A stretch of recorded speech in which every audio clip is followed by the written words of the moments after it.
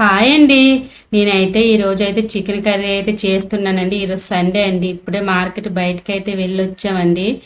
మేమైతే 5కి అయితే మార్కెట్కి వెళ్ళామండి. వెళ్తే ఇప్పుడు 8 అయిపోయింది. బయటికి వెళ్ళి వస్తోడికి మా వారికి అయితే ఈరోజు నైట్ డ్యూటీ అండి.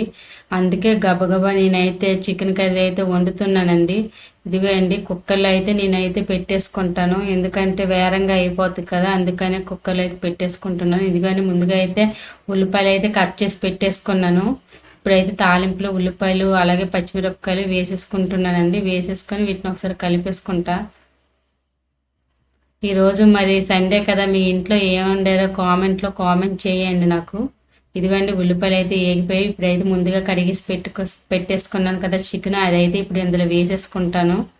వేసేసుకొని వీటిని అయితే కలిపేసుకుంటానండి. ఇక్కడైతే వర్షాలు చాలా అంటే చాలా ఎక్కువైతే పడుతున్నాయండి. బయటికి వెళ్ళాలన్నా సరే అస్సలు అయితే అవ్వట్లేదండి. మేము వెళ్ళాం కానీ ఒక అరగంట వరకు అయితే కారులోనే ఉండిపోయామండి. ఎందుకంటే వర్షంకైతే అస్సలు బయటికి వెళ్ళడానికి అవ్వలేదండి. ఈరోజు నైట్ డ్యూటీ మా వారికి అయితే, అందుకే వేరంగా వండని అసలు అవ్వట్లేదండి. అందుకని తొందరగా అసలు వండుతున్నానండి నేను. ఈ విధంగా కలిపేసి కొద్దిసేపు అయితే మూత పెట్టేసుకుందామండి. హై ఫ్లేమ్లో అయితే పెట్టేసుకుంటున్నాను. కొద్ది వేరంగా ఏగుతుందండి. ఇదిగండి, ఈ విధంగా దగ్గర అయ్యాక ఇప్పుడైతే ఇందులో ముందుగా కట్ చేసి పెట్టేసుకున్నాను కదా టమాటీలు, అవి కూడా ఇప్పుడు ఇందులో వేసేస్తానండి. వేసేసి ఇప్పుడైతే వీటిని కలిపేసి అయితే మళ్ళీ మూత పెట్టేసుకుంటానండి. కొద్దిగా దగ్గర పడినంత వరకు అయితే పెట్టేసుకోవాలండి. నాకైతే మ్యారేజ్ అయిన కొత్తలో అయితే అసలు చికెన్ కూర వండడం వచ్చేదే కాదండి. నాకు అసలు వండడం రాదు. మా వారైతే చికెన్ కూర సూపర్గా వండుతారండి. ఇదిగోండి, ఈ విధంగా దగ్గరికి అయ్యిందండి. పక్కన రైస్ కూడా పెట్టేశానండి. ఇదిగోండి, ఇప్పుడు అల్లం వెల్లుల్లి పేస్ట్ అయితే వేసుకుంటే, ఏంటి ఎల్లుల్లి పేస్ట్ పసుపుగా ఉందని అనుకున్నారు.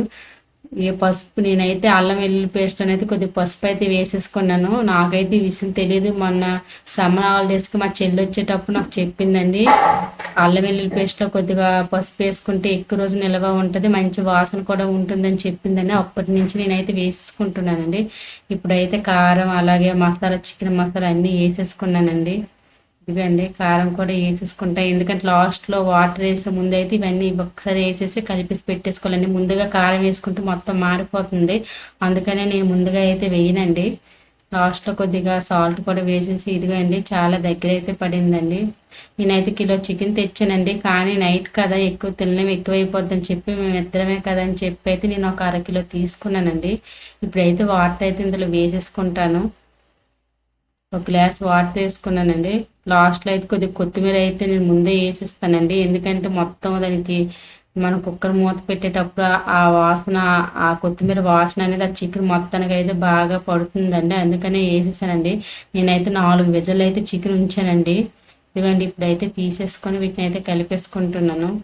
ఇదిగండి, దగ్గర అయితే అయ్యిందండి. ఈ మాత్రం కొద్దిగా వీటికి జ్యూస్ అనేది ఉండాలండి. ఎందుకంటే రైస్తో కలుపుకొని తింటాం కదా, అందుకని చెప్పి.